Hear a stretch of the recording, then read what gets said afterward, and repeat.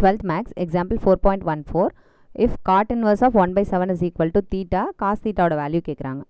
cot inverse of 1 by 7 is equal to theta. அப்போ cot theta ஓட value என்னது 1 by 7. ஓகேவா? cot thetaங்கிறத நம்ம எப்படி ஃபார்முலாவாக எழுதுறது adjacent side by opposite side. அப்போ நம்மளுக்கு மீதி இன்னொரு சைடு என்ன வேணும் ஹைப்போட்னியஸ் வேணும்னா என்ன செய்யணும் ஹைப்போட்னியஸ் தான் உள்ளதுலேயே எப்போவுமே பெரிய சைடு அதனால் அதை கண்டுபிடிக்கணுனால மற்றது வந்து என்னது அடிஷனில் வரணும் ஓகேவா adjacent square plus opposite square இதுவே வேறு ஏதாவது ஒரு சைடு வேணும் அப்படின்னா ஹைப்போட்னியஸ் மைனஸில் வரணும் ஓகேவா ஹைப்போட்னியஸ் மைனஸ் அதர் சைடு ஸ்கொயரில் ஓகே இதுக்கு ஸ்கொயர் ரூட் எடுத்துக்கிறோம் ஓகேவா இப்போ adjacent சைடு என்னது 1 ஸோ 1 ஸ்கொயர் ப்ளஸ் ஆப்போசிட்டுங்கிறது 7 ஸ்கொயர் ஓகே இதுக்கு ரூட் எடுங்க ஸ்கொயர் ரூட் ஆஃப் 1 ப்ளஸ் 49 7 ஸ்கொயருங்கிறது 49 ஸோ ரூட் ஆஃப் 50 எப்படி எழுதிக்கலாம் 5 into